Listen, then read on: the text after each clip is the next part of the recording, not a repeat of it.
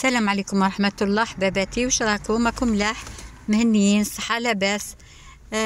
بسم الله بديت وبسم محمد صليت عليه الصلاة والسلام. ما نطولش عليكم بزاف. اليوم جيتكم بالوصفة هذه تاع البسباس. على بالكم البسباس راهو وقته، راهو الله يبارك، يشهي راهو رخيص. انا لهنا البسباس ديالي بعد ما شريته غسلته ونقيته قطعته هكا طرف كيما راكم تشوفوا. لازم يتغسل مليح تقانا بالداخل.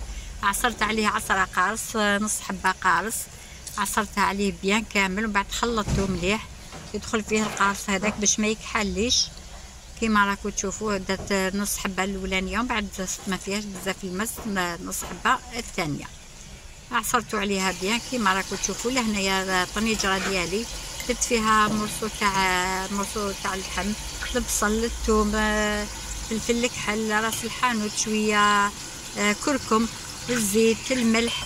راكم تعرفوا الحميص، راكم تعرفوا المرقه البيضاء كيفاش تجي. خليتهم تقلاو مليح مع بعضهم مع هذيك الحيمه للبن على كل حال. وخلي بعد ما تقلاو لي مليح لهنا خلطتهم حتى البال تعسلت هذيك البصل، تعسلت لي مليح. لهنا كيما راكم تشوفوا راني فايته على الدوزين، الهضره فايته الدوزين كيما راكم تشوفوا هكذايا.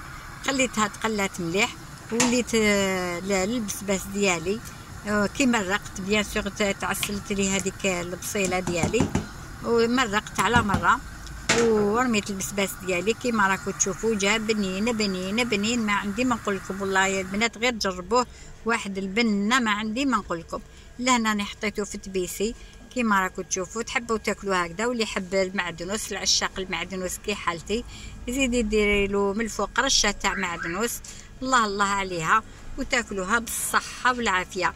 راهو وقت البسباس يا البنات، ما تبخلوش روحكم من هاد الاكله البنينه. ديريه بالدجاج، ديريه وحده. انا ديك النهار درته وحده، ما درت لا دجاج لا لحم، جا كيل عسل والله العظيم، غير كيل عسل كلاو وعاودوا بصحتهم ان شاء الله.